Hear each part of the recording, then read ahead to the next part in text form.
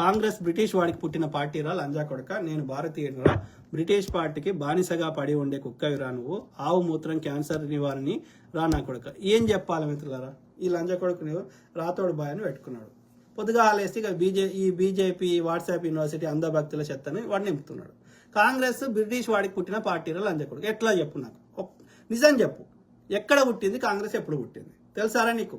1885లో పుట్టింది. ఎవడు పెట్టిండు కాంగ్రెస్ని? ఎవ్వడు పెట్టలేదు. ఓకే, దేశం మీద ప్రేమ ఉన్న వాళ్ళు అంత 1857కి ముందు కొట్లాడిన విధానంలో మనకి ఏమి స్వతంత్రం వస్తలేదు, సిస్టమేటిక్ వస్తలేదు అని చెప్పి 1885లో బెంగాల్ యూనివర్సిటీలో కలకత్తా, ఫస్ట్ బ్రిటిష్ వాళ్ళకి రాజధాని, ఈస్ట్ ఇండియా కంపెనీ రాజధాని ఢిల్లీ కాదు. ఓకే, ఈ మొఘల్లది ఢిల్లీ కానీ వాళ్ళది కాదు, వాళ్ళది 3 ప్రధాన నగరాలకు వాళ్ళ స్థావరాలు ఏర్పరచుకున్నారు. ఓకే, ఏది బొంబాయి, ఓకే, మద్రాసు, ఆ తర్వాత ఈ యొక్క కలకత్తా. సో కలకత్తా రాజధానిగా వాళ్ళు ఈస్ట్ ఇండియా కంపెనీ తరఫున వాళ్ళు మొదట బెంగాల్ సామ్రాజ్యాన్ని, తర్వాత ఒక్కొక్క సామ్రాజ్యాన్ని వాళ్ళ ఈస్ట్ ఇండియా కంపెనీ తరఫున కలుపుకున్నారు. ఓకే, సో అట్లా బెంగాల్లో అక్కడ కలకత్తా యూనివర్సిటీ, అందులో విద్యార్థులకి ఆ యొక్క బ్రిటిష్ ఓడి ఈస్ట్ ఇండియా కంపెనీ విధానాలు నచ్చక అందులో ఆర్మీగా పనిచేసి ఒక అతను రిటైర్ అయ్యిండు. ఓకే, సార్ ఏవో హోమ్స్ అనేట ఆయన. ఓకే, సో హ్యూమ్ సార్ ఏవో హ్యూమ్ అనేట ఆయన రిటైర్ అయిన తర్వాత ఆయన ఇట్లా కాదురా అయ్యా, ఇట్లా కొట్లాడండి అని సలహా ఇచ్చిండు. ఇట్లా ఒక సిస్టమేటిక్ కొట్లాడితే మీరు అనుకున్నది సాధిస్తారు అని దేశం మీద ప్రేమ ఉన్న జాతీయవాదులకు చెప్తే, ఆ జాతీయవాదులు అందరు కలిసి గుమిగూడి ఒక సమావేశం పెట్టుకుంటే దాన్నే కాంగ్రెస్ అన్నారు. అది మొదటగా పూనాలో పెట్టుకోవాలి, పూనాలో ప్లేగ్ వచ్చిందని బొంబాయిలో పెట్టుకున్నారు 1985 డిసెంబర్ ఎండింగ్లో. ఓకే, సో దాని పేరే కాంగ్రెస్. అందులో ఎవరుండే అప్పుడు? దాదాబాయ్, నవరోజీ, దేశాన్ని ప్రేమించే వాళ్ళు, దేశ స్వాతంత్రం గురించి కొట్లాడిన వాళ్ళు, మా స్వరాజ్యమే మా ధ్యేయం అన్న వాళ్ళు, బాలగంగాధర్ తిలక్లు, లోకమాన్య తిలక్లు, ఉమేష్ చంద్ర బెనర్జీలు, ఇట్లాంటి వాళ్ళు అందరూ ఉండే జాతీయవాదులు, దేశభక్తులు. వాళ్ళని తీసుకొచ్చి నువ్వు కాంగ్రెసే అతివాదులు, మితివాదులు, యొక్క గోపాలకృష్ణ గోఖలే, యొక్క మోతీలాల్ నెహ్రూ, ఇంకో ఆయన కాంగ్రెస్ ని ఒక గాంధీ కుటుంబం పెట్టలేదు, నెహ్రూ కుటుంబం పెట్టలేదు. 1885లో కాంగ్రెస్ ఏర్పడితే 1915లో గాంధీ గారు సౌత్ ఆఫ్రికా నుంచి ఇక్కడికి వస్తే 1917లో ఆయన ఉద్యమాలు చేసిండు, కాంగ్రెస్ లో ఏది పార్టిసిపేషన్ స్టార్ట్ చేసిండు. కానీ అంటే అంతకుముందు 30 ఏళ్ళ దాకా అసలు అంటే దేశాన్ని ఎవరు పెట్టిండ్రు అంటే బాలగంగాధర్ తిలక్. వాళ్ళని 6 ఏళ్ళు బర్మాలో జైలు జీవితం గడిపినటువంటి బ్రిటిష్ వాడు కొట్టినటువంటి లాఠీలకి ఆయన ప్రాణాలు కోల్పోయినటువంటి బాలగంగాధర్ తిలక్ ఇవాళ నీకు దేశద్రోహి అయిండరా? వల్లభాయ్ పటేల్కి విగ్రహం కట్టినావు కదా, ఇలా ఇదే పటేల్ గారు, గాంధీ గారు అదే బార్డోలి ఆ యొక్క రైతు ఉద్యమాలు చేస్తుంటే గాంధీ గారిని ఇన్స్పైర్ అయ్యి ఆ యొక్క స్వతంత్ర ఉద్యమంలో పాల్గొని కాంగ్రెస్ తరఫున ఉన్నటువంటి ఇవాళ సర్దార్ పటేల్ గారు దేశాన్ని ఇన్ని యూనియన్స్ ని కలిపి ఒక ఇండియన్ యూనియన్ గా తయారు చేసినటువంటి స్వతంత్ర చిన్న రాజ్యాలను కలిపి ఇవాళ ఆయనకి విగ్రహం కట్టినవు. ఆయన నీకు ఇవాళ కాంగ్రెస్ లో ఉన్నటువంటి దేశ స్వతంత్రం వచ్చినాక ఫ్లాగ్ ని ఎగరేసిన మొదటి హోంశాఖ మంత్రి అయినటువంటి ఆ హార్డ్ కోర్ కాంగ్రెస్ నాయకుడు అయినటువంటి పటేల్ గారు ఇవాళ నీకు దేశద్రోహి అయిందా? అన్నేళ్లు కొట్లాడి ఇలా మాంటెగ్ చెమ్స్ఫోర్డ్ రిఫార్మ్స్ తెచ్చి, ఉప్పు సత్యాగ్రహం తెచ్చి, సహాయ నిరాకరణ ఉద్యమం తెచ్చి, అనేక ఉద్యమాల ద్వారా స్వతంత్రంలో పరిపాలనలో భాగస్వామ్యం చేసి ఇలా భారతదేశం స్వతంత్రం రావడానికి కారణమైనటువంటి మహాత్మా గాంధీ గారు ఇలా నీకు దేశద్రోహి అయిందా? మరి అప్పుడు ఈ సావర్కర్ లంచకొడుకు ఏడ చేసిండు, ఏం బీకిండు? వాళ్ళందరూ దేశం కోసం కొట్లాడి 9 ఏళ్ళు 10 ఏళ్ళు జైలు జీవితం గడిపినటువంటి నెహ్రూ గారు, వాళ్ళకున్న ఆస్తులు, వాళ్ళకున్న సమయము, వాళ్ళ జైలు దెబ్బలు, లాఠీ దెబ్బలు, సత్యాగ్రహాలు, లేకపోతే ఉపవాసాలు, ఇన్ని చేసిన వాళ్ళేమో దేశద్రోహులు అంట. మరి ఒక భగత్ సింగ్ గారు, ఒక సుభాష్ చంద్రబోస్ గారు, ఒక పటేల్ గారు, ఒక బాలగంగాధర్ తిలక్ గారు, ఒక లోకమాన్య తిలక్ గారు, వీళ్ళందరూ, ఒక చంద్రశేఖర్ ఆజాద్ గారు, వీళ్ళందరూ దేశం కోసం ప్రాణాలు అర్పిస్తుంటే ఏడ వండుకున్నాడు ఈ సావర్కర్, గోల్వాల్కర్, ఎడ్గేవాకర్ లంజ కొడుకులు?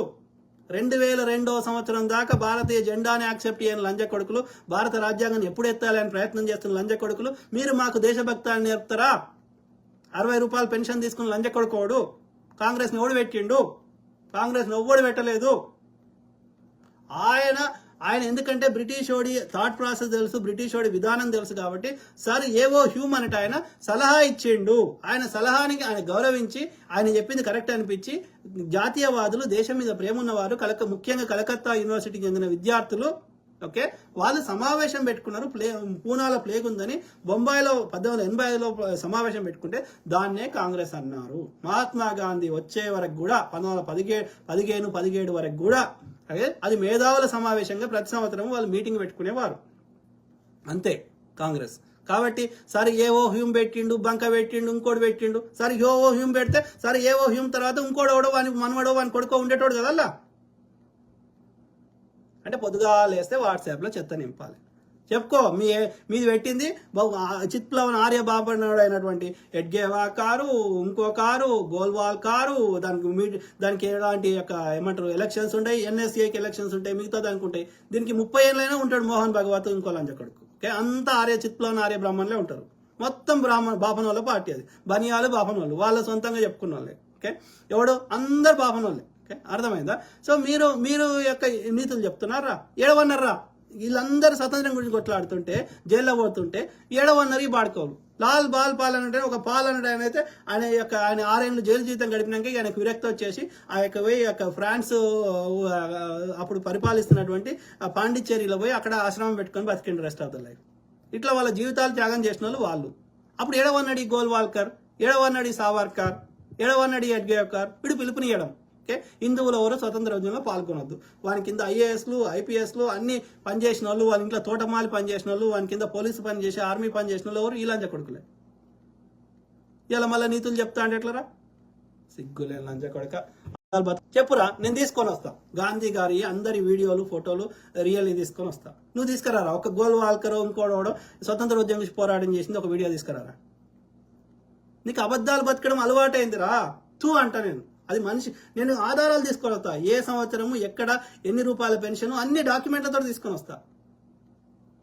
నీకు అబద్ధాలు బతికే అలవాటు వాట్సాప్ యూనివర్సిటీలో బతుకుతా అంటే దానికి బతుకుడేందుకు? నీళ్ళని బాయలవాడు పిచ్చిలని చెప్పడికి. ఎవడు పని చేసిండ్రా? పని చేస్తే మరి సత్యాగ్రహం ఒకటి చేసిండు, నీ అయ్యమ్మ ఒకటి చేసిండా? దాండి సత్యాగ్రహాన్ని నేను తీసుకొని వస్తా. ఉప్పు సత్యాగ్రహాన్ని. ఓకే, గాంధీని చూపెడతా, సరోజిని నాయుడు చూపెడతా, నెహ్రూని చూపెడతా, ఇంకోని చూపెడతా. గోల్వాల్కర్ని చూపెట్టరా, ఎడ్గేవాకర్ని చూపెట్టరా, సావర్కర్ని చూపెట్టరా. చిత్ప్లవన్ ఆర్య బ్రాహ్మణులు లంచ కొడుకులని. మీ బతుకులు మీద బతుకు గంతే. తిట్టడానికి తప్ప ఆధారంతో మాట్లాడు. ఆవు మూత్రం క్యాన్సర్ నివారణ చెప్పు మిత్రులారా. ఎక్కడన్నా చూపెట్టు. ల్యాబ్కు పంపిద్దాం. ఆవు మూత్రంలో క్యాన్సర్ చంపేది ఒక్కటి ఉన్నది చూపెట్టు. నాకు చూపెట్టరా. అరే వాని పేరేంది, వాడి రామ్దేవ్ బాబా గారిని ఈ కరోనీలు నీ కరోనా వీక్తుంది, ఇది సర్వరోగ నివారణ అని చెప్పిండు. ఇట్లనే చెప్పిండు లంచ కొడుకులు. చెప్తే ఆ డాక్టర్ అసోసియేషన్ ఏం చేసిండ్రు, ఇండియన్ డాక్టర్ అసోసియేషన్ అందరు కలిపి ఐఎంఏనో అయ్యేది అంటారు కదా అని, సో వాళ్ళందరూ కలిపి సుప్రీంకోర్టులో కేసు వేసారు. వేస్తే సారీ నా తప్పైంది అని చెప్పుకుంటా ముక్కునాలకు రాసి దెంగేసిండు. అలా పెండల ఉచ్చల అదేది సుగంధ ద్రవ్యాలు కలిపి అమ్ముతున్నాడు పతంజలి. ఇవాళ అది 1000 కోట్ల ఇదైంది. వాడు ఏంది కాన్సెప్ట్? పెండ ఉచ్చను కూడా అమ్ముకోవాలి కాన్సెప్ట్. అది ఎట్లా సాధ్యం రా నాకు చెప్పురా. అలా ఎట్లా క్యాన్సర్ నివారించేది ఎట్లా ఉంటుందో నాకు చెప్పు. మరి ప్రపంచం అంతా క్యాన్సర్ నివారించితే పెండ తింటే అయిపోయింది కదా. ఇక క్యాన్సర్ వీక్తుంది కదా. లక్షల 1000 కోట్లు పైసలని ప్రాణాలు పైసలు అన్ని నాశనం చేసుకుంటారు కదా ప్రపంచం అంతా, ఇండియాతో సహా.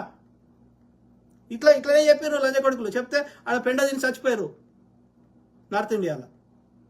ఎక్కడైనా ల్యాబ్కు పంపిద్దాం, ఏదైనా ఆధారం పట్టుకొని రా. లేకపోతే ఈ చెంప ఆ చెంప అలా కొడతావు. రాతోడు బాయ్ కాదు, రాతోడు దొంగ లంచ కొడుకు అవుతావు. Show me evidence. మంచిది కదరా, క్యాన్సర్ నివారణ కదా. అది ఎందుకు వారం వస్తుంది? పాలు ఎందుకు వారం వస్తలేదురా? రక్తం ఎందుకు వారం వస్తలేదురా? ఈ పెండని వచ్చిన ఆవు లోపల ఎక్కిద్దాం దాని రక్తంలోకి. దానిలోకి వచ్చింది కదా. ఆవు ఉంటుందో సత్తుందో చూద్దాం. పిచ్చి లంచ కొడుక. డైరెక్ట్ రక్తంలోకి ఎక్కించుకో. తాగుడు ఎందుకు అనవసరం? సెలైన్ ఎక్కించుకున్నట్టు టాబ్లెట్ రక్తంలో ఎక్కించుకో డైరెక్ట్. ఉత్సాహం పెండ సస్తగా ఉంటావు చూద్దాం. పిచ్చిలని చెప్పడు. అన్ని ఫేక్ మాటలు, ఫేక్ లెక్కలు. ఇక అన్ని గిదే వాట్సాప్ యూనివర్సిటీ. రాతోడు బాయ్. కాంగ్రెస్ కూడా ఇస్లాం క్రిస్టియన్ చుట్టే కదరా తిరిగేది. ఎందుకు తిరిగిందిరా? ఎడ తిరిగిందిరా? కాంగ్రెస్లో ఇవాళ ఉన్న వాళ్ళు ఎవర్రా? జాతీయ స్థాయిలో అయినా రాష్ట్ర స్థాయిలో ఎవడరా? బీర్లా ఎల్లన్న ముస్లిమా? అరే లంజ కొడుక, రేవంత్ రెడ్డి ముస్లిమారా? కాంగ్రెస్లో ఇవాళ ఉంటున్న వాళ్ళు జనాభాకి తగ్గట్టుగా 1-2% అన్ని పార్టీలో ఉన్నారు. బీజేపీలో ఉన్నారు, ఆర్ఎస్ఎస్లో కూడా ముస్లిం విభాగం ఉంది, అన్నిట్లో ఉన్నారు. ఓకే, అది కాకుండా జనాభా తగ్గట్టు కాకుండా కాంగ్రెస్ లో ఇవాళ ఉన్న వాళ్ళు ముస్లింలా? చెప్పు, సీతక్క ముస్లిమా? చెప్పురా అయ్యా, చెప్తాడా ఈ లంజ కొడుకు? ఎవడు ముస్లిం? అడ్లూరి లక్ష్మణ కుమార్ ముస్లిమా? ఎవడు ముస్లిం? కాంగ్రెస్ లో 90% మంది భారతదేశంలో ఏం జనాభా ఉందో అదే జనాభా ఉన్నారు కదరా. చెప్పురా రెడ్డి నా కొడుక కాదు. కొండా సురేఖ ముస్లిమా? ఎవడు ముస్లిం? ఎక్కడైనా చెప్తే 1% అని ఆధారం ఉండదు. జాతీయ స్థాయిలైనా రాష్ట్ర స్థాయిలైనా చూపెట్టు ఎవరు ముస్లిం. 1-2% ప్రతి పార్టీలో ఉన్నారు. బీజేపీలో కూడా ఉన్నారు కదా. బీజేపీ లేరా ముస్లిమ్స్ క్రిస్టియన్స్? బీజేపీ తరఫున క్రిస్టియన్స్ పోటీ చేసిన ప్లేస్ లేవా? ముస్లిమ్స్ పోటీ చేసిన ప్లేస్ లేవా? జనాభా సమాజంలో ఎంత జనాభా ఉందో వాళ్ళ తగ్గట్టుగా వాళ్ళ ప్రాధాన్యం ఉంది. అన్ని పార్టీలలో ఉంది. అంతకుమించి మెజారిటీ హిందువులే ఉన్నారు కదా అన్ని పార్టీలలో. భారతదేశంలో ఏ జనాభా ఉందో అదే ఉన్నారు కదా అన్ని పార్టీలలో. Not only Congress, any political party. అవునా కాదా? చూపెట్టు. కాంగ్రెస్ లో ఒక్క ముస్లిం ఎమ్మెల్యేని చూపెట్టరా? కాంగ్రెస్ లో ఒక్క ముస్లిం మినిస్టర్ చూపెట్టరా? జనాభా ఎంత ఉంటుందో ఆ ప్రాతిపదికన ఇవ్వాల్సి వస్తుంది. ఇప్పుడు మా జనాభా ఎంత ఉంది, మాకు ఎస్సీ రిజర్వేషన్ కావాలి, మాకు ఎస్టీ రిజర్వేషన్ కావాలంటే ముస్లింలకైనా క్రిస్టియన్కైనా వాళ్ళ జనాభా ఎంత ఉంటే వాళ్ళకి ఇస్తారు. మెజారిటీ జనాభా హిందువులది ఉంది, హిందువులకే ఇస్తున్నారు అన్నిట్లల్లా. రేపు నాస్తికుల జనాభా పెరిగితే నాస్తికులకు కూడా ఇస్తారు. సో కాబట్టి కాంగ్రెస్ లో ఎక్కడ నువ్వు ఇప్పుడు ఒక అలిగేషన్ వేస్తున్నావు, షో మీ ఎవిడెన్స్. ఆర్ఎస్ఎస్ లో ముస్లిం విభాగం ఉంది, బీజేపీలో ముస్లిమ్స్ ఉన్నారా? స్మృతి ఇరానీ ఏంది వెనకాల తోక? స్మృతి ఇరానీ, స్మృతి బ్రాహ్మణ్ది. మరి తోక ఎందుకు వచ్చింది ఇరానీ? చెప్తావా? ఇవాళ బీఫ్ ఎక్స్పోర్ట్ కంపెనీలన్నీ ఎవరి? ఆర్య బనియాలే కావా? స్మిత్ ఎవడెవడో సబర్వాల్ అంట, సతీష్ సబర్వాల్ అంట. ఎవడాడు? ఇక్కడ పటాన్చెర్లో ఉన్నది అది బీఫ్ ఎక్స్పోర్ట్ కంపెనీ. దాని హెడ్ ఇంద్రనూయి. ఎవరు అంటే పొద్దుగా లేస్తే వాట్సాప్లో చెత్త నింపాలి. చదువుకొని ఎడ్డోళ్ళు ఉన్నారు ప్రజలు, వాళ్ళకి ఏం చెప్పినా గుడ్డిగా నమ్ముతారు అని. అంతే కదా? చెప్పురా. ఒక్క కాంగ్రెస్లో ఒక్క ముస్లిం ఎమ్మెల్యే చూపెట్టరా? పాపం ఆయన నా పేర్లో గెలవాల్సిన ఆయన గెలవలేదు కానీ చూపెట్టు, ఒక్కరిని చూపెట్టు.